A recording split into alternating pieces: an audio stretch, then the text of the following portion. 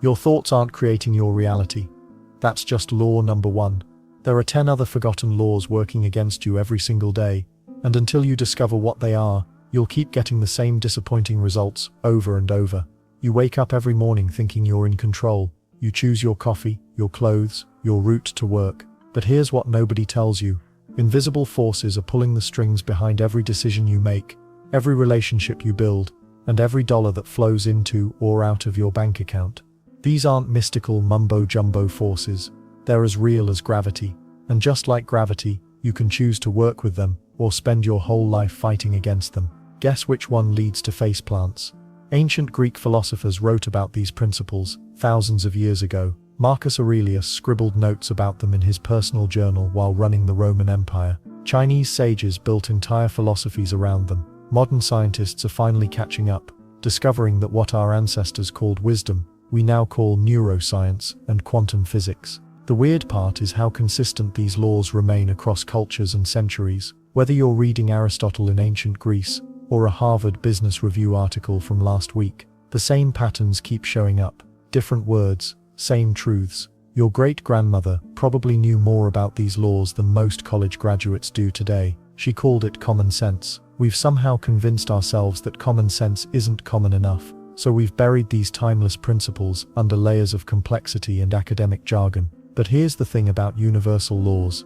They don't care if you believe in them or not. They operate whether you're aware of them or ignorant of them. The law of gravity doesn't pause because you forgot physics class. Drop an apple, and it falls, every single time. Your thoughts follow laws just as predictable as that falling apple. Think negative thoughts consistently, and your life will reflect that negativity. Focus on problems, and more problems will find you. It's not magic, it's mechanics. Then there's how these laws show up in your relationships. Ever notice how some people seem to attract loyal friends while others collect drama? Or how certain individuals always land on their feet financially while others struggle despite working twice as hard? The difference isn't luck, connections, or even talent most of the time. The difference is alignment. People who thrive have learned to work with these invisible laws instead of against them. They might not call them universal laws. They might just say they've figured out how things work. But watch their patterns closely. They operate by principles that create predictable results. Most people spend decades fighting these laws without realizing it.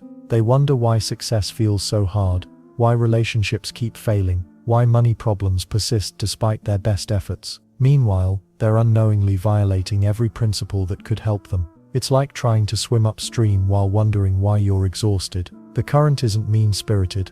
It's just flowing in a particular direction. Work with it, and you'll move faster with less effort. Fight it, and you'll wear yourself out going nowhere. Ancient wisdom traditions understood this perfectly. They didn't separate spiritual principles from practical results because they recognized that these laws govern both. A thought pattern that creates inner peace also creates outer success. A mindset that builds character also builds wealth. Everything connects. Modern education has chopped this wisdom into separate subjects. We study psychology, economics, philosophy, and physics as if they're unrelated. But these universal laws operate across all these domains simultaneously. Master them, and you've found the common thread that ties everything together. Your current results, in every area of your life, are a direct reflection of how well you understand and apply these laws. Not your circumstances, not your background, not what happened to you. Your understanding and application. This might sound harsh, but it's actually liberating. If external factors controlled your results,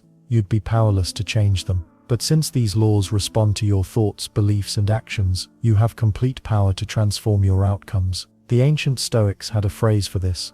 You have power over your mind, not outside events. Realize this, and you will find strength. They weren't being philosophical for the sake of philosophy. They were describing a practical system for creating the life you actually want. These laws operate in your finances, your health, your relationships, and your career. Learn them once, apply them everywhere. Ignore them, and struggle everywhere. The choice is yours, but the laws themselves aren't optional. They're running in the background of your life right now, creating tomorrow's results based on today's thoughts and actions.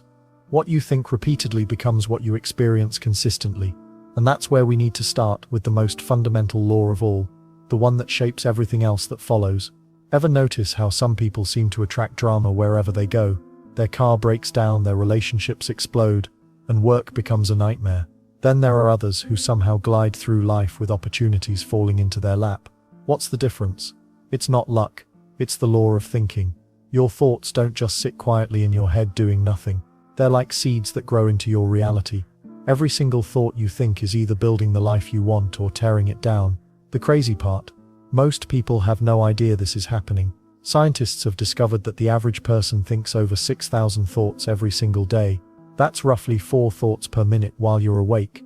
But here's what'll blow your mind. About 80% of those thoughts are negative, and 95% are the exact same thoughts you had yesterday. We're basically running mental reruns of the same old garbage. Let's say you wake up thinking, this day is going to suck. Your brain immediately starts looking for evidence to prove you right. The coffee tastes bitter, traffic moves slower, your co-workers seem more annoying. Your brain becomes a detective, searching for clues that confirm your prediction. Well done. You just created a crappy day through pure thinking. But flip that script. Wake up thinking, something good is going to happen today. Now your brain hunts for positive evidence. You notice the perfect parking spot. A stranger smiles at you. Your favorite song plays on the radio. Same day, different thoughts, completely different experience. The human brain has this weird quirk called confirmation bias. It's like having a personal assistant who only shows you information that matches what you already believe. If you think people are generally mean, your brain will highlight every rude comment and ignore 20 acts of kindness. If you believe opportunities are everywhere, you'll spot them in conversations, random encounters, and even in problems that need solving. Then there's the fascinating world of self-fulfilling prophecies. Teachers who believe certain students are smart treat them differently. More encouragement, better eye contact, higher expectations. Those students actually perform better, not because they were smarter to begin with, but because the teacher's thoughts shaped their actions, which shaped the student's reality. Your thoughts don't just affect your mood either. They literally change your biology. Negative thinking triggers stress hormones like cortisol, which weakens your immune system, raises blood pressure, and makes you age faster. Positive thinking releases endorphins and dopamine, which boost energy, improve memory, and help you live longer. Your thoughts are basically choosing whether you thrive or just survive. Critical thinking becomes your superpower here. It's like having a bouncer for your brain who checks ID before letting thoughts enter the club. When a negative thought shows up, I always mess things up. Critical thinking asks for proof. Always. Really? What about that project you nailed last month? That problem you solved for your neighbor? The bouncer kicks out the lies and only lets in thoughts that serve you. Most people think they're stuck with whatever pops into their head. Wrong. You can absolutely train your brain to think better thoughts. It's like going to the gym, but for your mind. Start small. When you catch yourself thinking something negative, pause and ask, is this thought helping me or hurting me? If it's hurting, replace it with something better. Professional athletes figured this out decades ago. They don't just practice their bodies, they practice their thoughts. A golfer doesn't step up to the tee thinking, I hope I don't hit it in the water.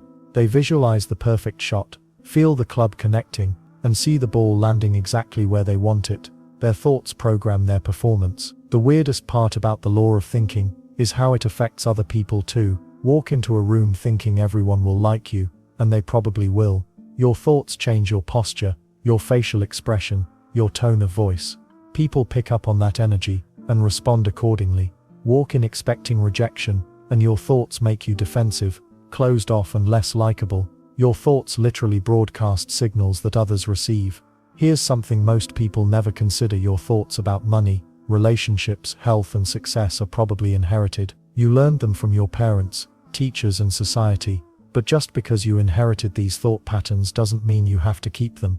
You can upgrade your mental software anytime you want. The law of thinking isn't positive thinking fluff. It's recognizing that your mind is the control center for everything else in your life. Master your thoughts, and you master your reality.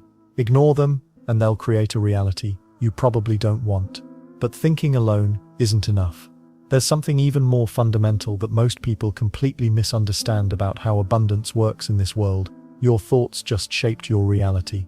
But here's what most people miss completely. Even when you master your thinking, you might still feel stuck because of one sneaky belief hiding in the background. The belief that there's not enough to go around. Welcome to the universe's best-kept secret. There's more of everything than you could possibly use in 10 lifetimes. Money, opportunities, love, time, creative ideas, helpful people. The supply never runs dry, but somehow we walk around acting like we're living through the Great Depression of 1929. Scientists estimate our galaxy alone contains over 400 billion stars. That's just one galaxy out of 2 trillion galaxies we can observe. Makes sense, right? The same force that created this massive universe didn't suddenly get stingy when it came to your life. Yet most people operate from scarcity like they're fighting over the last slice of pizza at a party. Then there's the research that'll blow your mind. Stanford psychologist Carol Dweck studied thousands of people and found something fascinating. Those with abundance mindsets don't just feel better, they actually attract more opportunities.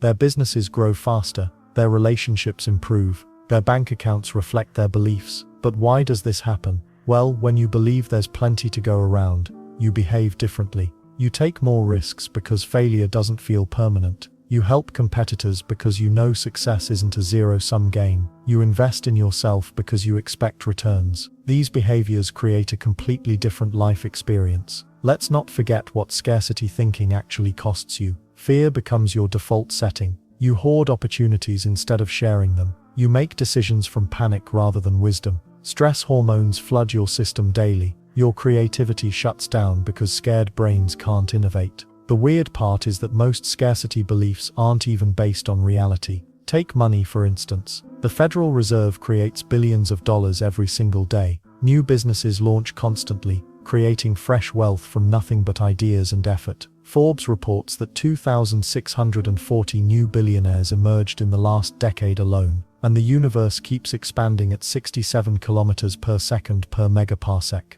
That's not a typo. Space itself grows larger every moment, creating more room for everything. If the cosmos operates on abundance principles, maybe we should too. Here's where it gets interesting for your daily life. Companies that focus on abundance rather than just cutting costs consistently outperform their competitors. Amazon started with books but expanded because Jeff Bezos saw unlimited possibilities. Google could have stopped at search engines but kept growing into new territories. Apple didn't limit themselves to computers. These weren't accidents. Abundance-minded leaders see opportunities where others see obstacles. They invest in research and development during economic downturns. They hire talented people instead of hoarding positions. They share knowledge freely because they know more knowledge gets created through collaboration. But what about during tough times? Economic recessions, personal setbacks, global pandemics. Doesn't scarcity thinking make sense then? Actually, no. History shows us something counterintuitive.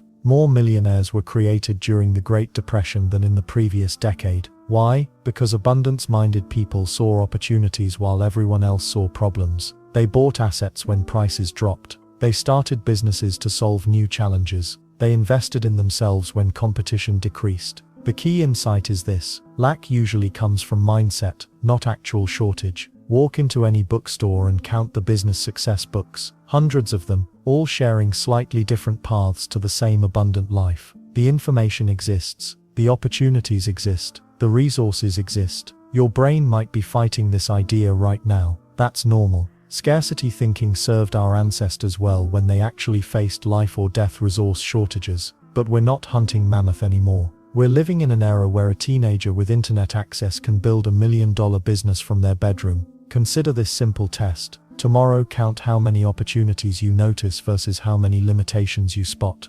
Abundance-minded people literally see different realities than scarcity-minded people. Same world, completely different experience. The shift starts with small changes in your language. Replace "I can't afford it" with "How can I afford it?"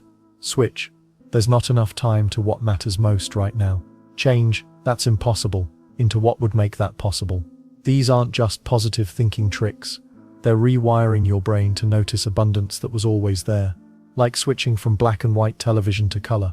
The colors existed before, you just couldn't see them. But here's what nobody talks about when discussing abundance mindset. Having access to unlimited supply means nothing if you don't know how to receive it. Most people block their own blessings without realizing it, and the reason might surprise you completely. Your mindset isn't just floating around in your head doing nothing. It's actively shaping every single thing that happens to you. Like attracts like, and this isn't some mystical nonsense your aunt posts on Facebook. This is measurable, observable reality that affects your bank account, your relationships, and whether you wake up excited or dreading another day. Here's what actually happens when you think certain thoughts repeatedly. Your brain starts filtering information to match those thoughts. Think you're unlucky. Your mind will highlight every small mishap while completely ignoring the good stuff. It's like wearing red-tinted glasses and then wondering why everything looks red. The world didn't change, your filter did. But here's where it gets interesting. People who consistently think optimistically don't just feel better, they literally have wider social circles. Studies show optimistic people maintain larger support networks because, frankly, they're more pleasant to be around. Nobody wants to hang out with someone who complains about everything. When you radiate positive energy, you attract positive people. When you radiate negative energy, you either attract other negative people or you repel everyone entirely. The law of attraction has become the foundation of countless success stories worldwide, from athletes visualizing victories to entrepreneurs manifesting business opportunities. Athletes don't just hope they'll win, they see themselves winning, feel the emotions of victory, and their bodies actually prepare for that reality. Their performance improves because their mind has already rehearsed success. Makes sense, right? Well, here's the part most people mess up completely. They think attraction means sitting on their couch, closing their eyes, and wishing really hard for $1 million. That's not attraction, that's delusion with extra steps. Real attraction works through emotion-packed goals. The stronger your emotional connection to what you want, the more likely your brain will notice opportunities to make it happen. When you're genuinely excited about starting a business, you suddenly notice business ideas everywhere. Conversations at coffee shops sound different. Articles you scroll past online catch your attention. Your friend's casual comment about a problem they're facing sounds like a business opportunity. Then there's the practical side that nobody talks about. Visualization tools actually strengthen your ability to attract what you want, but only when you use them correctly.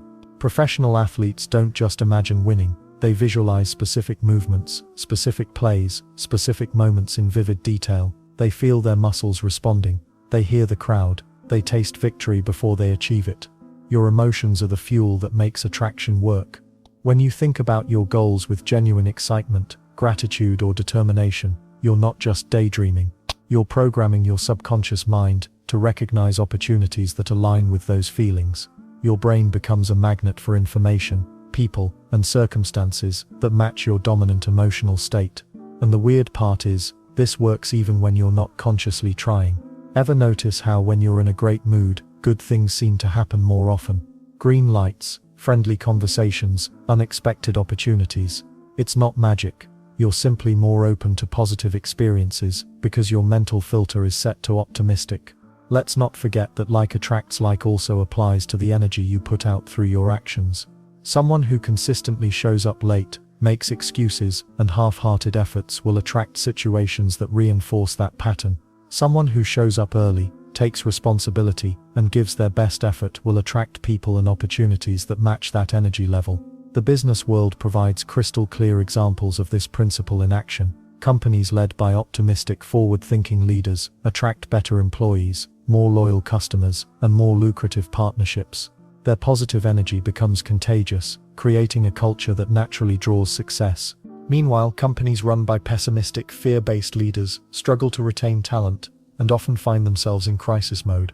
But here's what separates the people who make this work from those who don't. The successful ones understand that attraction requires alignment between their thoughts, emotions, and actions. You can't think positive thoughts while taking negative actions and expect positive results. You can't visualize success while sabotaging yourself with poor habits. Your environment will mirror your internal state whether you realize it or not. Grateful people attract more to be grateful for. Generous people attract generosity. Confident people attract respect and opportunities. This isn't karma or cosmic justice. It's human psychology playing out in predictable patterns. The most powerful part about understanding attraction is realizing you're already using it. You've always been attracting circumstances that match your dominant thoughts and emotions. The question isn't whether the law works. The question is whether you're going to use it intentionally or let it run on autopilot. Once you start attracting what you actually want, the next challenge becomes being ready to receive it when it shows up. You've been doing everything right with the law of attraction. Your thoughts are aligned, your goals are clear, and opportunities are finally showing up. But here's where most people stumble. They can't actually receive what they've been working so hard to attract. It's like ordering a pizza. and then refusing to answer the door when it arrives. Sounds ridiculous, right? Yet millions of people do this exact thing every single day without realizing it. The law of receiving isn't about sitting back and waiting for good things to fall into your lap. That's wishful thinking, not universal law. True receiving requires you to be actively open, and that's harder than it sounds. Research from UC Davis shows that people who practice gratitude regularly are 25% more likely to accept help from others. Why? Because gratitude creates a mental state of openness. When you appreciate what you already have, your brain becomes wired to notice and accept more good things coming your way. But here's the weird part. Most people are terrible at receiving. They deflect compliments, refuse help, and feel guilty when good things happen to them. A friend offers to help with a project, and they say, "Oh, I couldn't possibly ask you to do that." Someone praises their work, and they respond with, "It was nothing really." This isn't modesty, it's self-sabotage. Dr. Brené Brown's research reveals that people who struggle with receiving often have deep-seated beliefs about their own worthiness. They don't feel they deserve good things, so they unconsciously block them. Your self-worth acts like a filter. It determines how much goodness you'll allow into your life. Then there's the gratitude connection that changes everything. Studies from Harvard Medical School show that people who write down 3 things they're grateful for each day experience better sleep, stronger immune systems, and lower blood pressure. But the real magic happens in their relationships. Grateful people become magnets for generosity. Makes sense when you think about it. Would you rather help someone who appreciates your efforts, or someone who takes everything for granted?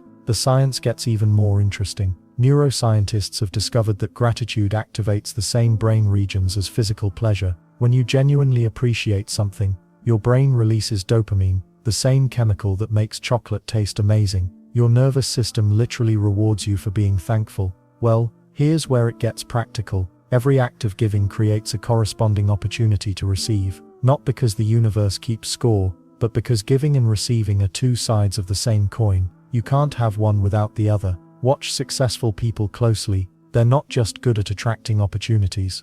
They're exceptional at recognizing and accepting them when they arrive. They say yes to helpful connections. They accept praise gracefully, and they're comfortable receiving value from others. And the weird part is that many people are more comfortable giving than receiving. They'll bend over backward to help others, but feel awkward when someone offers to help them. This creates an imbalance that blocks the natural flow of abundance. Let's not forget the physical aspect. Your body language affects your ability to receive. Research from Harvard Business School shows that people who adopt power poses, open, expansive postures, are more likely to accept opportunities and take positive risks. When you stand tall with your shoulders back and arms uncrossed, you literally open yourself to receive more from life. But why do some people seem naturally good at this while others struggle? It often traces back to childhood messages. Maybe you heard, "Don't be greedy," or "Good things don't last," so many times that your subconscious mind now automatically rejects abundance. The solution isn't complicated, but it requires practice. Start small. Accept compliments without deflecting them. Say, "Thank you," instead of, "It was nothing." Let people help you with simple tasks. Notice how uncomfortable this might feel at first. That discomfort is your old programming resisting change. Track your receiving patterns for a week. How many opportunities did you notice? How many did you actually accept? Most people are shocked to discover how often they unconsciously say no to good things. Here's a fascinating detail from behavioral economics. People who feel grateful spend 23% more time helping others, which creates more opportunities for receiving help in return. Gratitude doesn't just change how you feel, it changes how others want to treat you. The most successful people understand this cycle intuitively. They give value freely and receive graciously. They don't keep score, but they stay open to the natural flow of exchange that happens in all healthy relationships. Your ability to receive directly impacts every area of your life. Better opportunities, deeper relationships, increased abundance. It all flows through your willingness to stay open and grateful. Once you master this openness, something remarkable happens. The good things you receive start multiplying in ways that seem almost too good to be true. That's not coincidence. That's the next law working its magic. What you focus on expands. Sounds like self-help nonsense, right? Well, here's the thing. Science actually backs this up. When you praise something, acknowledge progress, or celebrate small wins, those areas of your life literally grow bigger and better. The law of increase isn't about fake positivity. or pretending problems don't exist. It's about understanding a basic truth. Whatever gets your attention and appreciation multiplies. Most people do the exact opposite. They obsess over what's wrong. Their bank account. I'm always broke. Their relationships. Nobody understands me. Their health. I feel terrible. Then they wonder why these problems seem to get worse over time. Makes sense, right? But here's where it gets interesting. Researchers tracked people who kept gratitude journals for just 3 weeks. These folks didn't change their circumstances. Same jobs, same relationships, same bank accounts. Yet their happiness levels jumped by 25%. Their energy increased. They slept better. Even their immune systems got stronger. The only difference, they spent 5 minutes each day, writing down what was going well. That's the law of increase in action. When you acknowledge the good stuff, more good stuff shows up. Let's not forget how this works in everyday situations. Take your job performance. Managers who focus on employee strengths instead of weaknesses see productivity increase by 40%. Sports coaches know this secret too. Athletes who review their successful plays improve faster than those who only study their mistakes. Your brain literally rewires itself based on what you pay attention to. The weird part is how simple this gets once you start practicing it. You don't need dramatic life changes or expensive courses. You just need to shift where you place your mental spotlight. Small daily wins create massive momentum over time. Here's what most people miss. They're waiting for big victories before they celebrate. That's backwards thinking. The celebration creates the victory, not the other way around. When you acknowledge tiny improvements, your brain releases dopamine. This chemical makes you want to repeat whatever behavior earned the reward. It's like having your own internal cheerleader. One guy started complimenting himself every time he drank water instead of soda. Sounds ridiculous. After 2 months, he'd lost 15 pounds without any other changes. A woman began praising her husband whenever he helped around the house instead of criticizing what he missed. Their relationship transformed. Her friends thought she'd found some magic marriage formula. She just applied the law of increase. Then there's the compound effect nobody talks about. When you regularly praise and encourage others, something fascinating happens. They start associating you with good feelings.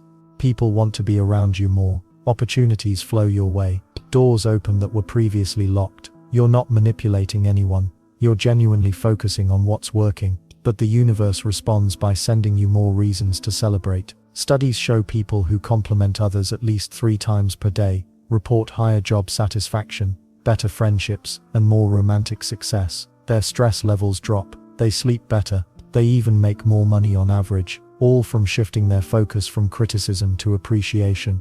But why does this work so reliably? Your brain has something called the reticular activating system (MEL), basically a filter that determines what information gets through to your conscious mind. When you consistently look for things to praise, this filter adjusts. You start noticing opportunities, resources, and positive developments that were always there but invisible before. It's like buying a red car and suddenly seeing red cars everywhere. They didn't magically appear, you just started paying attention. The law of increase works the same way with success, abundance, and happiness. Well, here's the practical part. Start tracking what's improving instead of what's broken. Keep a simple list of daily wins, no matter how small. Drank enough water, write it down. Had a good conversation, note it. Learned something new, add it to the list. This isn't about becoming delusional. It's about training your attention on growth instead of problems. The ripple effects surprise everyone. As you get better at recognizing improvement in your own life, you naturally become better at seeing potential in others. Your relationships improve. Your work performance increases. Your health gets better. Not because you ignored challenges, but because you gave your energy to solutions and progress. And the weird part is how this connects to everything else we've discussed. Remember how your thoughts create your reality. The law of increase shows you exactly which thoughts to think. It builds on the law of supply by helping you notice the abundance that's already present. It supercharges the law of attraction by focusing your emotional energy on positive outcomes. Most importantly, it sets up something even more powerful. The natural flow of giving and receiving that creates lasting success. When you understand how appreciation multiplies everything good in your life, you'll discover why the universe has such a precise way of balancing the scales. Ever wonder why some people seem to get rewarded for their efforts while others work just as hard but struggle?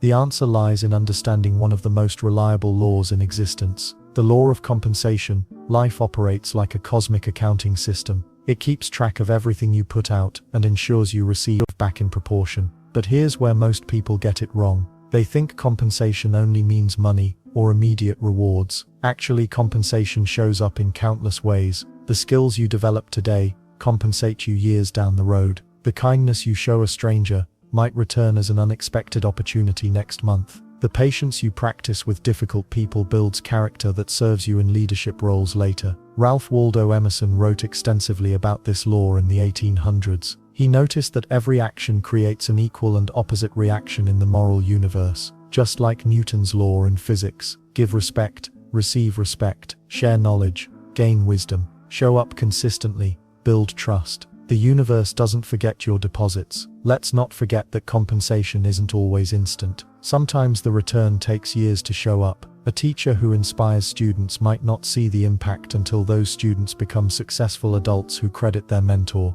A parent who sacrifices for their children's education gets compensated through their kids' achievements and gratitude. The timing might surprise you, but the return always comes. Then there's the fascinating part about compound compensation. Small daily efforts don't just add up, they multiply. Reading 15 minutes daily for a year gives you knowledge that opens career doors. Exercising 3 times a week for months builds health that prevents expensive medical bills. Being punctual builds a reputation that leads to better opportunities. Your consistent actions create a snowball effect. And the weird part is how this law works even with negative actions. Constantly complaining creates a reputation that drives people away. Cutting corners at work eventually catches up through lost promotions or damaged credibility. Gossiping about others makes people wonder what you say behind their back. The law doesn't judge, it just balances the books. History proves this pattern repeatedly. Andrew Carnegie started as a poor telegraph operator, but invested every spare moment learning about business and building relationships. His early efforts in understanding steel production compensated him by making him one of the richest men in America.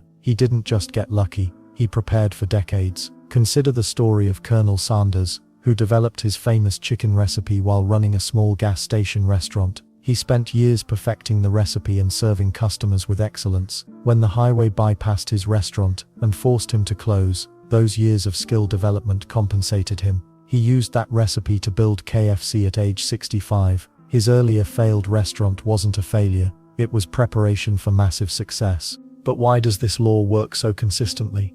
Because every skill you master becomes part of your permanent value. Every relationship you nurture adds to your network. Every challenge you overcome builds resilience. These aren't just experiences, they're investments in your future compensation. The law also works through what economists call human capital. The time you spend learning, practicing, and improving yourself increases your worth in the marketplace. A carpenter who learns advanced techniques can charge higher rates. A salesperson who studies psychology closes more deals. A manager who develops communication skills gets promoted faster. Your efforts today become tomorrow's advantages. Makes sense, right? Even mistakes follow this compensation principle. Failures teach lessons that prevent bigger disasters later. An entrepreneur whose first business fails learns lessons that help the second one succeed.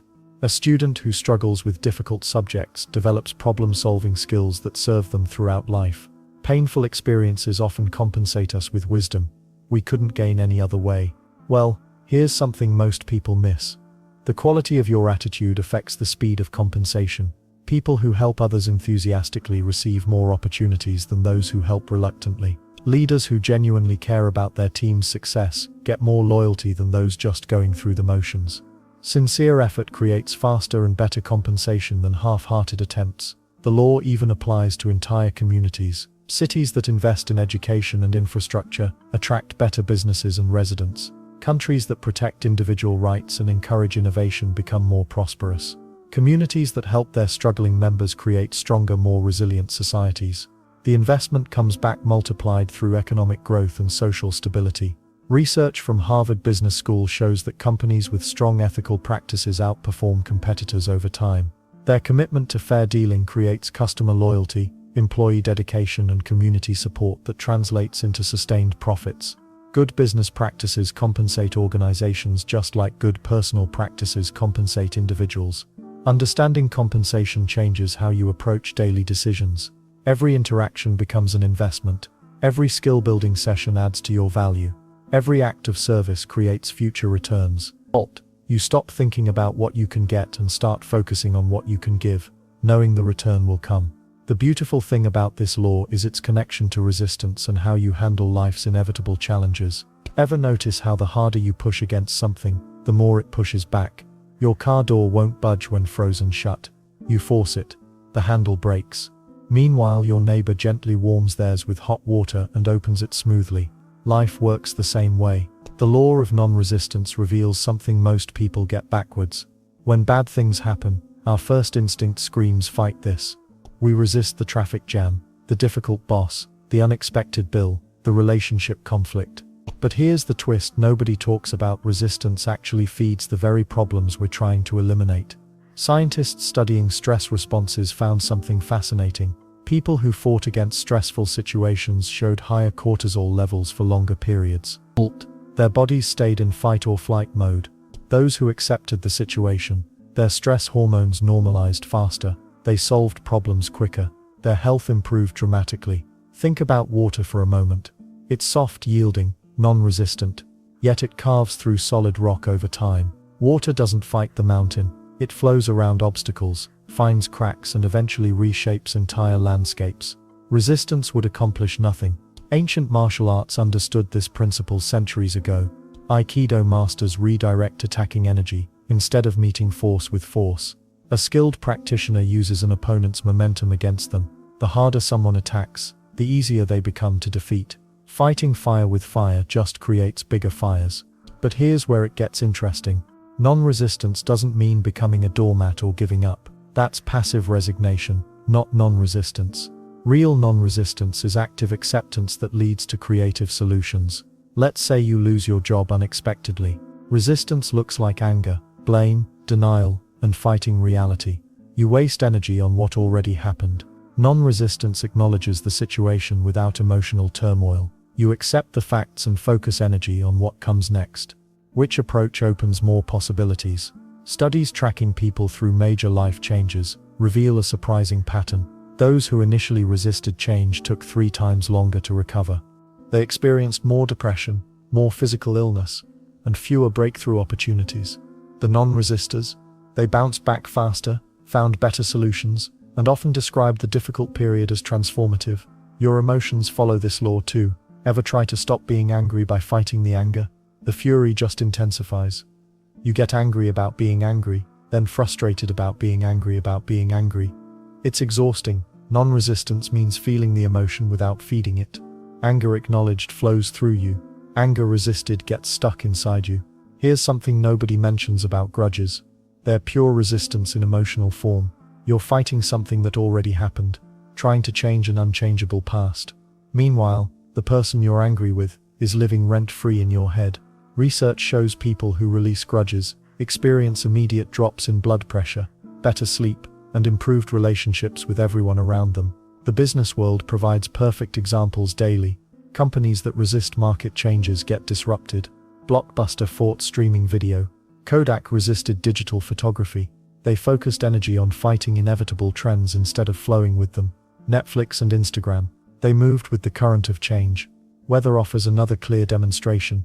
You can't control rain, but you can carry an umbrella. You can't stop winter, but you can prepare for it. Fighting the seasons is pointless. Working with them is practical wisdom. But what about injustice? Doesn't non-resistance mean allowing bad things to continue? Not at all. Gandhi used non-resistance to challenge an empire. He didn't fight British rule with violence. He withdrew cooperation. He flowed around their power structure like water around rocks. His non-resistance proved more powerful than armies. The same principle applies to difficult people. You know that one person who always creates drama. Fighting their behavior gives them exactly what they want. Meat is your emotional energy. Non-resistance means staying calm while they storm. Their drama has nothing to grab onto. It dissolves naturally. Medical research supports this too. Cancer patients who accept their diagnosis while pursuing treatment show better outcomes than those who remain in angry denial.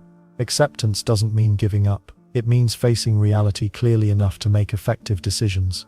Your nervous system can't tell the difference between fighting a real tiger and fighting traffic. Both create the same stress response. The traffic isn't going anywhere regardless of your resistance. Why poison yourself with stress chemicals over something you can't control? Non-resistance becomes easier when you realize most situations resolve themselves if you stop making them worse. Problems have natural life cycles. Storms pass, arguments end, difficulties shift. Your resistance often extends their duration unnecessarily. The beautiful paradox is this: when you stop fighting life, life stops fighting you. Energy previously wasted on resistance becomes available for creative solutions. You see opportunities that stress and anger blocked from view. Makes sense when you think about it, right? But knowing about non-resistance and actually applying it are two different things entirely. That's where forgiveness enters the picture, and the role it plays might surprise you more than you expect. Forgiveness might be the most misunderstood concept in personal development. People think it's about being weak or letting others walk all over you. That's complete nonsense. Real forgiveness is one of the most selfish things you can do, and that's exactly why it works so well. When you hold on to anger, resentment, or hurt feelings, you're basically renting out space in your head to people who probably aren't even thinking about you anymore. They're living their lives while you're stuck replaying old conversations in the shower, imagining what you should have said 3 years ago. Scientists at Stanford University found something fascinating about people who practice forgiveness. Their blood pressure drops significantly compared to people who hold grudges, not just a little bit. We're talking about measurable health improvements that show up in medical tests. But here's the weird part. The people being forgiven don't even need to know about it for you to get these benefits. Your body doesn't care whether the person apologized or changed their behavior. Your nervous system responds to your decision to let go. That's it. The health benefits kick in whether the other person deserves forgiveness or not. Let's talk about what forgiveness actually means, because most people get this completely wrong. Forgiveness isn't saying what someone did was okay. It's not inviting toxic people back into your life. It's definitely not pretending nothing happened. Forgiveness is deciding to stop letting past events control your present emotions. Simple as that. Think about carrying a heavy backpack filled with rocks. Every grudge you hold adds another rock. After a while, you're so weighed down that you can barely move forward. Forgiveness is taking those rocks out of the backpack. The rocks still exist, but they're no longer your problem to carry. Research from the University of Wisconsin shows that people who go through forgiveness training experience dramatic improvements in their ability to concentrate and make decisions. Makes sense, right? All that mental energy previously used for rehearsing old hurts gets freed up for more productive thinking. The most powerful part of forgiveness is how it changes your relationship with yourself. When you forgive others, you're also learning to forgive your own mistakes and shortcomings. People who practice forgiveness report higher self-esteem and confidence levels. There's a technique therapists use called writing the letter you'll never send. You write out everything you want to say to the person who hurt you. All the anger, disappointment, and pain goes onto paper. Then you destroy the letter. The act of writing processes the emotions without requiring any response from the other person. Some people worry that forgiving means they're weak, or that they're somehow approving of bad behavior. That's backwards thinking. It takes tremendous strength to choose forgiveness over revenge. Weak people stay stuck in victim mode. Strong people decide their peace of mind is worth more than their grudges. Well, what about situations where someone really wronged you? What if they never apologized or acknowledged what they did? Forgiveness becomes even more important in these cases. When someone refuses to take responsibility for their actions, holding on to anger only gives them more power over your life. They hurt you once through their actions. Don't let them keep hurting you through your thoughts.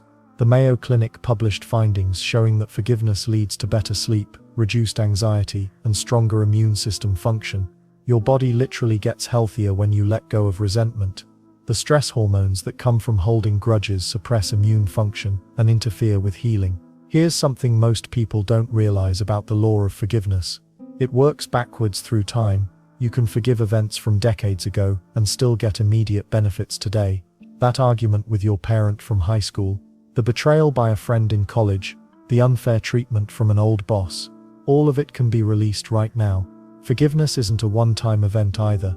Sometimes you need to forgive the same person or situation multiple times as new layers of hurt surface. That's completely normal. Each round of forgiveness frees up more mental and emotional energy. The most difficult person to forgive is usually yourself. People carry guilt and shame about past decisions for years, sometimes decades. Self-forgiveness follows the same principles as forgiving others. You acknowledge what happened, take responsibility where appropriate, learn whatever lessons are available, then choose to stop punishing yourself. Buddhist monks have a saying, holding on to anger is like grasping a hot coal with the intent of throwing it at someone else. You are the one who gets burned. When you master forgiveness, you're not just healing old wounds. You're developing the ability to process future hurts quickly, instead of letting them build up into bigger problems. But forgiveness is just one piece of the puzzle when it comes to creating real change in your life. Sometimes moving forward requires letting go of more than just grudges. Letting go hurts. Nobody talks about this enough. When people discuss sacrifice, they make it sound noble and easy. But here's the reality. Sacrifice feels like losing something you actually want. The law of sacrifice isn't about giving up things you hate anyway. It's about releasing what feels comfortable right now for something better later. Most people get this completely backwards. They think sacrifice means suffering for the sake of suffering, like some kind of punishment you inflict on yourself. Wrong. Real sacrifice is strategic.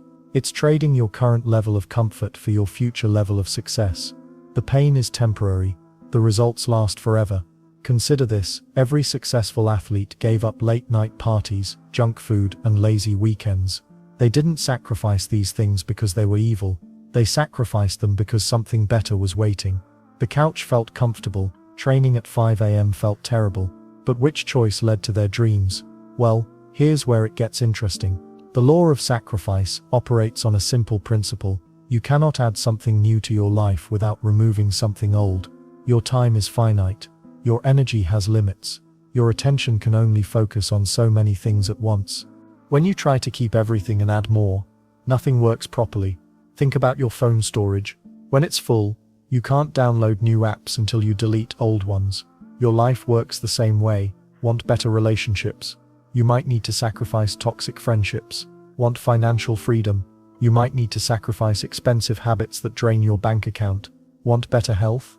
You might need to sacrifice foods that taste great, but make you feel terrible. But the weird part is this. Most people sacrifice the wrong things. They give up their dreams to keep their comfort zones. They sacrifice their potential to maintain their current lifestyle. They're doing it backwards. The law of sacrifice says you should release what's holding you back, not what's moving you forward. Let's not forget the emotional side of this law. Sacrifice triggers loss aversion in your brain. Psychologically, losing something feels twice as painful as gaining something feels good. Your mind will fight against letting go of anything familiar. This is why people stay in mediocre situations for years. The fear of losing what they have overpowers the excitement of gaining something better. Then there's the compound effect of smart sacrifices. Every small thing you give up creates space for growth.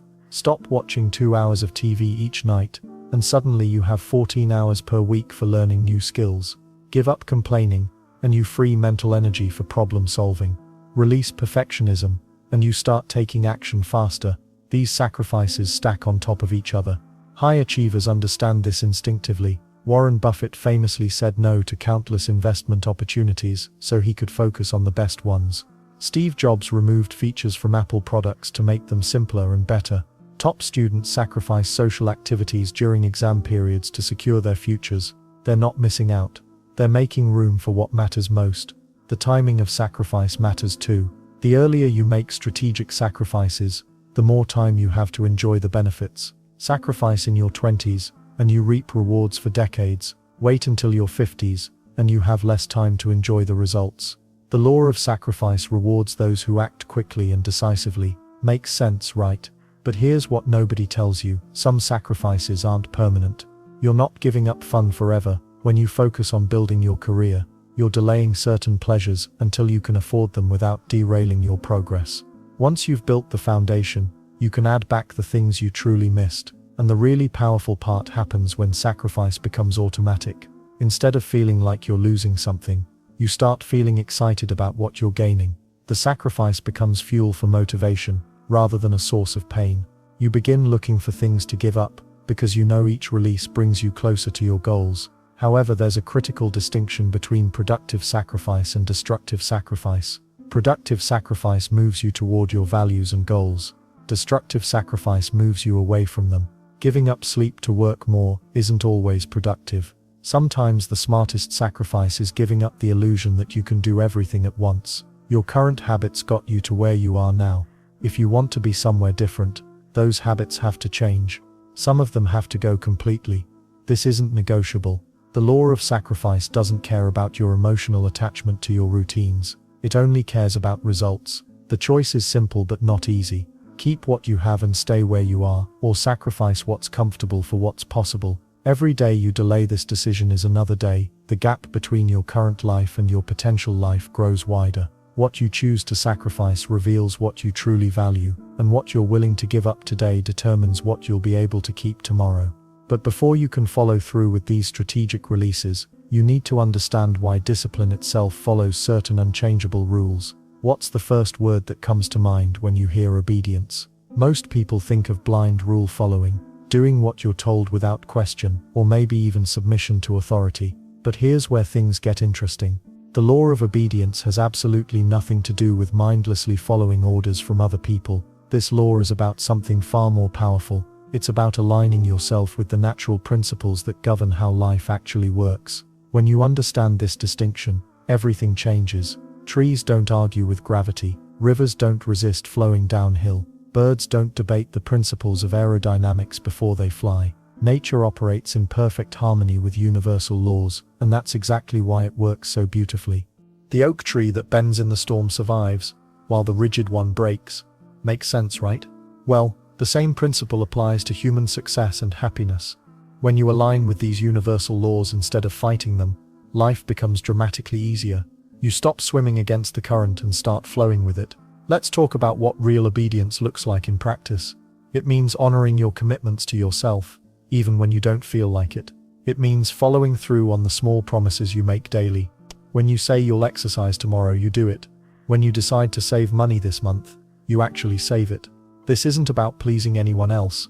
It's about building trust with yourself. Studies show that people who consistently follow their own stated values report 23% higher life satisfaction than those who don't. But here's the weird part.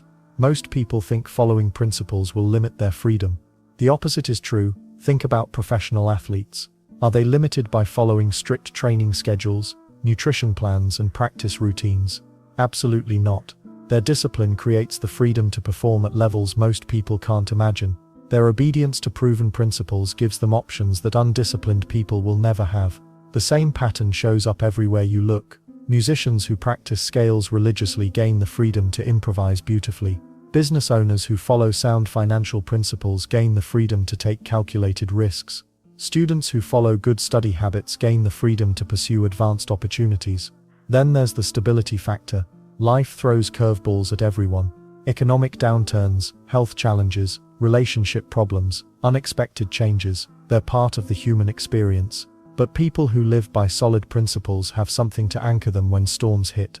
During the 2008 financial crisis, families who had been living by the principle of spending less than they earned weathered the storm much better than those who hadn't. Their obedience to this simple law created a buffer that saved them from disaster. No magic involved, just the natural result of aligning with how money actually works. Let's not forget that obedience to these laws also creates predictability in your results. When you know that consistent positive thoughts lead to better outcomes, you can deliberately choose your mental focus. When you understand that giving value to others eventually returns to you, you can invest in relationships with confidence. When you recognize that gratitude increases your ability to receive good things, you can practice thankfulness strategically. This predictability becomes your secret weapon. While others wonder why their lives feel chaotic and random, you start seeing clear cause and effect patterns. Your results become less about luck and more about following proven principles. But why do so many people resist this approach? Pride plays a big role. Admitting that universal laws exist means accepting that you're not the exception to every rule. It means acknowledging that successful people throughout history weren't just lucky, they discovered and followed principles that actually work. There's also the comfort zone issue. Following these laws often requires changing habits that feel familiar, even if they're not serving you well. It's easier to complain about unfair circumstances than to adjust your approach based on how life actually operates. The beauty of the law of obedience is that it compounds over time. Each day you align with these principles, you build momentum. Each week you follow through on your commitments, you strengthen your character. Each month you apply what you've learned, you see clearer results. People around you start noticing the difference. They can't quite put their finger on it, but something about your approach to life seems more intentional, more grounded. Your decisions carry more weight because they're based on principles, not just emotions or impulses. Here's what makes this law particularly powerful. It works regardless of your starting point. Whether you're dealing with financial struggles, relationship challenges, health issues, or career setbacks, aligning with universal principles creates a foundation for improvement. The law of obedience transforms you from someone who reacts to circumstances into someone who responds based on proven principles, and when you combine this stability with all the other laws you've learned, something remarkable happens. Your entire life begins operating at a different level, which brings us to how all these laws work together to create genuine, lasting success. Working with universal laws instead of fighting them creates a completely different experience. It's like swimming downstream versus upstream. One exhausts you, the other carries you forward. The law of success isn't about achieving one big goal and calling it done. Success happens when all the previous laws work together in your life. Your thoughts align with abundance. You attract what matches your mindset. You receive opportunities with gratitude, and watch everything increase through appreciation. Harvard Business School studied over 3,000 graduates across 20 years. Those who wrote down clear, specific goals earned 10 times more than those who didn't. 10 times. The difference wasn't talent or connections. It was clarity about what they wanted, and consistent action toward it. But here's where most people mess up. They set goals and then ignore the laws that make goals achievable. They want success but keep thinking negative thoughts. They desire abundance while focusing on scarcity. They hope for better relationships while holding grudges. The laws don't care about your good intentions. They respond to what you actually do. Olympic athletes understand this better than most people. They don't just train their bodies, they train their minds to visualize perfect performance. They practice gratitude for their abilities. They forgive mistakes quickly and move on. They sacrifice immediate comfort for long-term achievement. Every single law shows up in their training. Michael Phelps won 28 Olympic medals. His coach had him visualize races going wrong and then recovering perfectly. Phelps practiced the law of non-resistance by accepting problems and flowing through them. He used the law of compensation by investing thousands of hours in training. The success wasn't magic, it was laws working together. The same principles apply, whether you're building a business, improving relationships, or developing new skills. Stanford Research Institute found that 88% of financial success comes from well-developed soft skills and emotional intelligence. Technical knowledge accounts for only 12%. Translation: how you think and interact matters more than what you know. Successful people track their progress differently too. They measure leading indicators, not just results. Instead of only checking their bank account, they count how many books they read, how many people they helped, how many new skills they developed. They understand the law of increase works through consistent small improvements. Then there's the feedback loop most people ignore completely. Successful individuals pay attention to what life teaches them. When something doesn't work, they ask why instead of giving up. When something works well, they figure out how to do more of it. They treat every outcome as information, not judgment. Warren Buffett reads 500 pages every day. At 93, he's still learning. Bill Gates takes think weeks twice a year to reflect and plan. Oprah keeps gratitude journals and credits them for much of her success. These aren't coincidences. They're practical applications of universal laws. The weird part is how predictable success becomes when you follow the laws consistently. It stops feeling lucky or random. You start seeing patterns everywhere. Opportunities show up right when you need them. The right people appear at the perfect time. Resources become available exactly when required. This isn't mystical thinking, it's cause and effect playing out over time. When you consistently think abundance thoughts, you notice abundant opportunities others miss. When you practice gratitude regularly, you attract people who want to help grateful individuals. When you give value first, compensation follows naturally. Most people want success but aren't willing to change their daily habits. They hope for different results while doing the same things. The definition of insanity, right? Real success requires becoming someone new, not just getting something new. Small daily actions compound into massive results over years. Reading 10 pages daily, equals 3,650 pages annually, roughly 12 books. Writing 250 words daily creates a full-length book in 1 year. Saving $10 weekly builds a $520 emergency fund by year-end. Success loves consistency more than intensity. The law of success reveals something crucial about how achievement really works. It's not about forcing outcomes through willpower alone. It's about creating conditions where success becomes the natural result of your aligned thoughts and actions. But knowing these laws intellectually doesn't change anything. Information without application is just entertainment. The real magic happens when you understand not just what these laws are, but why they work the way they do.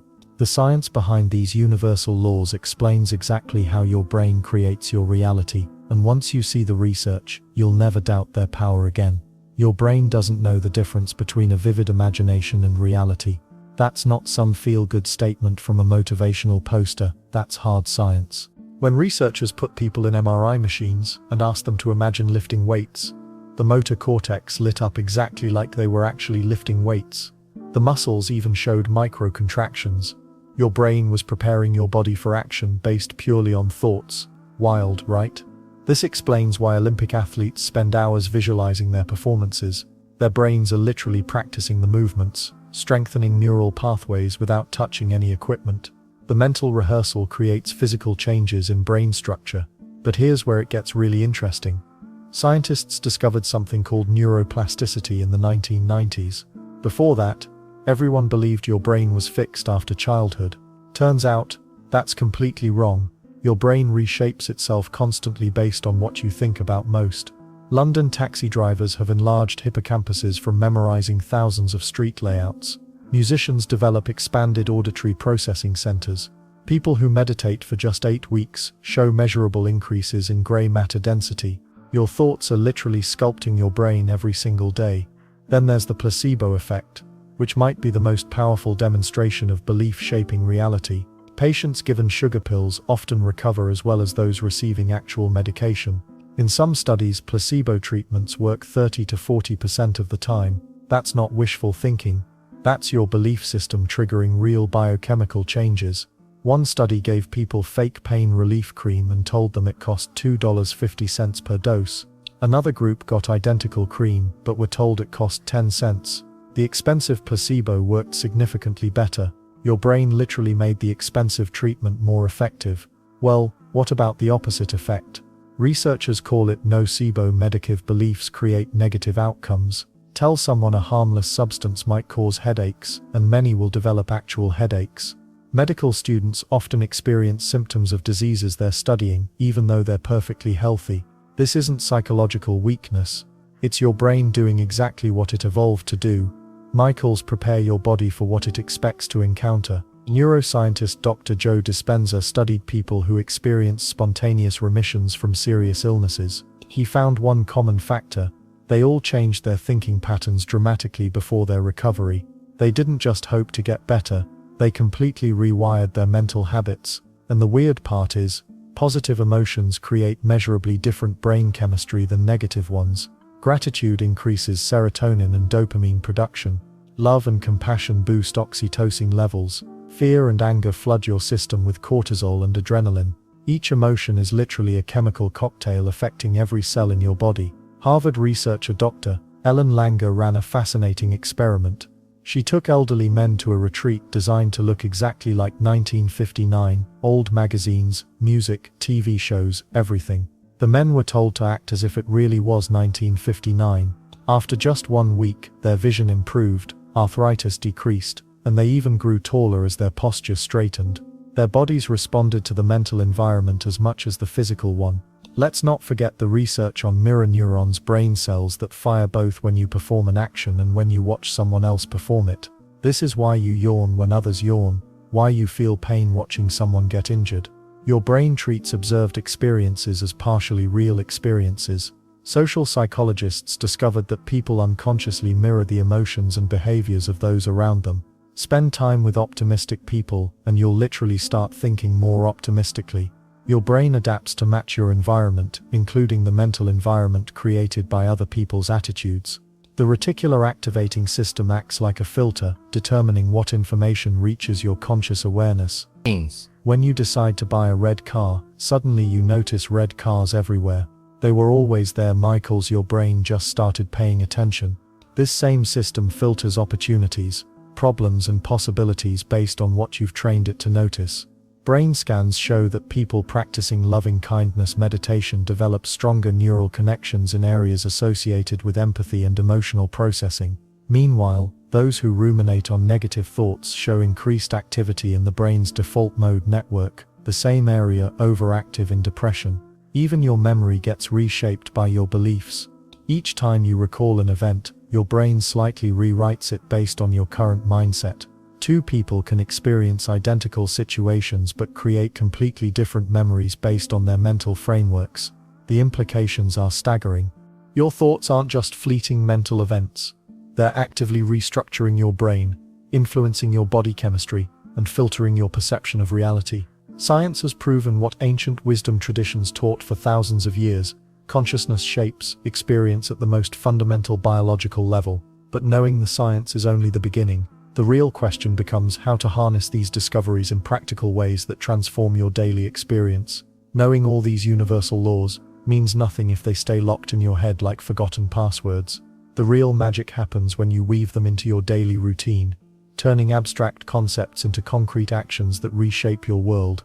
Most people treat personal development like a weekend hobby. They read inspiring books on Sunday, feel motivated on Monday, and by Wednesday they're back to their old patterns. But here's what works differently. The most successful people don't wait for massive life overhauls. They start ridiculously small.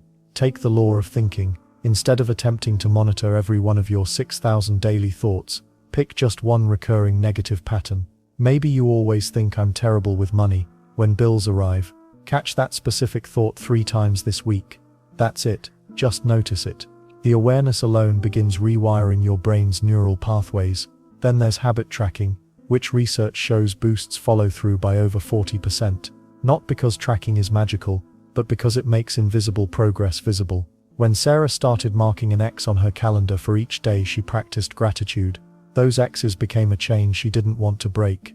After 2 months, appreciating good things felt automatic rather than forced. The law of supply becomes practical when you document abundance around you. Keep a simple list in your phone: free coffee from a friend, a helpful stranger giving directions, your neighbor lending tools. Most people notice scarcity because that's what they're tracking mentally. But when you deliberately record abundance, your brain starts spotting it everywhere.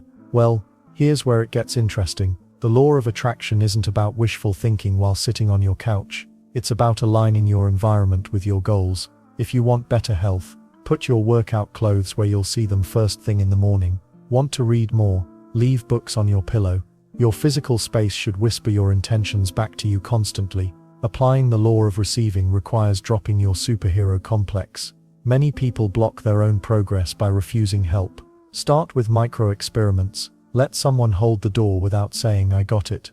Accept a compliment without deflecting. Ask for directions instead of wandering around lost. These tiny acts of receiving build your tolerance for bigger opportunities. The law of increase transforms when you flip your focus from problems to progress. Instead of journaling about everything going wrong, write down 3 things that improved today, even slightly. Your coffee tasted better. Traffic moved faster than expected. You understood a difficult concept at work. This isn't toxic positivity. It's training your attention to spot growth instead of decay. But practicing the law of non-resistance might feel counterintuitive at first. When your boss gives frustrating feedback or your commute gets delayed, your instinct screams to fight or complain. Try this instead. Take 3 deep breaths and ask, what can this teach me? Sometimes the answer is patience. Sometimes it's preparation. Sometimes it's just that life happens and fighting reality wastes energy better spent elsewhere. The law of forgiveness works best with a practical framework. Write down someone you need to forgive, including yourself. You don't need to forget what happened or become best friends again. Forgiveness simply means releasing the mental energy you're spending on resentment. That energy can fuel better things like building your future instead of relitigating your past. Daily sacrifice through the law of sacrifice looks less dramatic than you might expect. Maybe you sacrifice scrolling social media to read something educational. or sacrifice staying up late to wake up refreshed. Small, consistent sacrifices compound into major life changes over months and years. Let's not forget that the law of compensation operates like a patient investor. The skills you develop today might not pay off immediately, but they're building compound returns. Learning to listen better improves your relationships. Developing discipline in one area strengthens it everywhere. Every positive action is making deposits in your future account. Journaling accelerates everything because it creates feedback loops between your intentions and results. People who document their journey learn lessons quicker than those who just experience events passively. Write what you tried, what worked, what didn't, and what you'll adjust tomorrow. This transforms random experiences into systematic learning.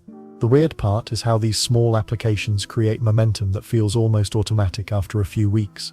Your brain begins recognizing patterns and opportunities without conscious effort.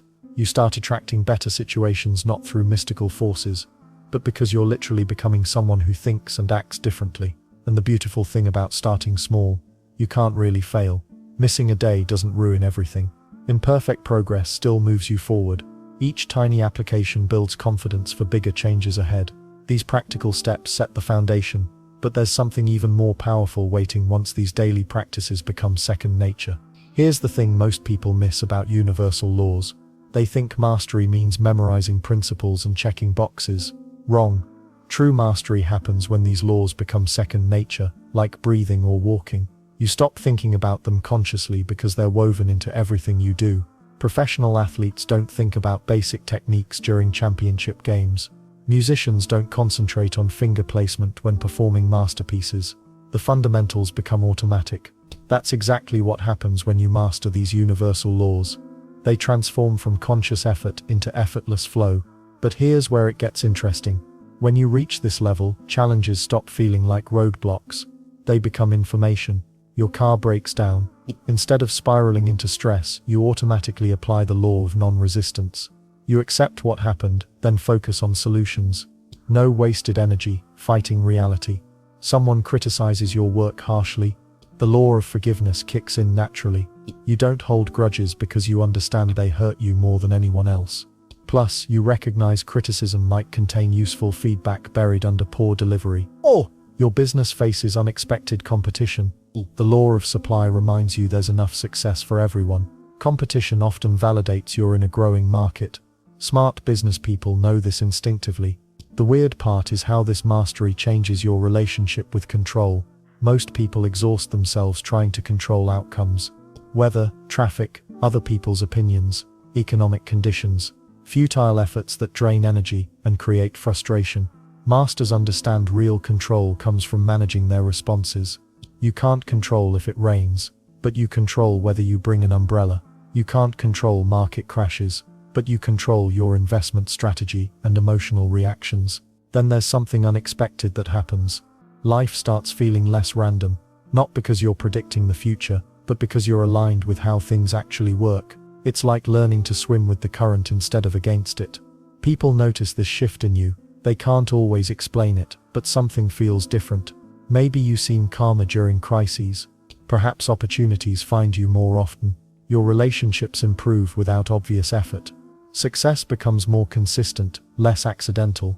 Well, here's the science behind why this works. Your brain forms neural pathways through repetition. When you consistently apply these laws, they become automatic thought patterns. Neuroscientists call this neuroplasticity. Your brain literally rewires itself to default to these principles. Studies show people with aligned thinking patterns experience less stress, better health, and more satisfaction. Makes sense, right?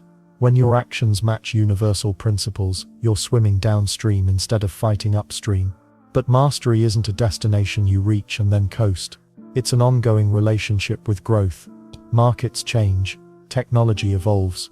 Personal circumstances shift. Masters adapt by applying eternal principles to new situations. Consider how successful companies handle disruption.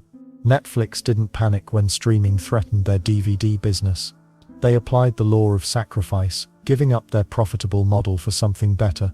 Amazon continuously sacrifices short-term profits for long-term growth. Let's not forget that mastery shows up differently for everyone. Your version might look quiet and steady.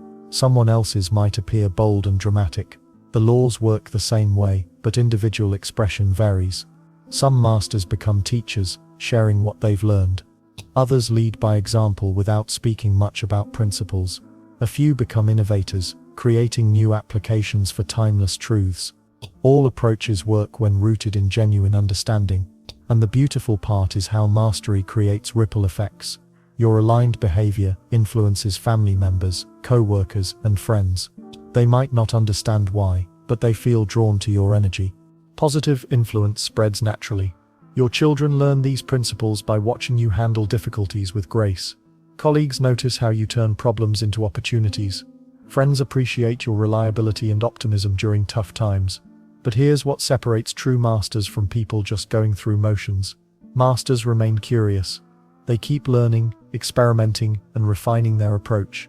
Arrogance kills growth, while humility accelerates it. They also understand that mastery includes making mistakes. Perfection isn't the goal, progress is. When you mess up, you apply the law of forgiveness to yourself, learn the lesson, and move forward. The ultimate test of mastery comes during your biggest challenges. Health crises, financial setbacks, relationship troubles, career disasters. These moments reveal whether these laws are truly integrated, or just surface-level knowledge. Masters don't claim immunity from problems.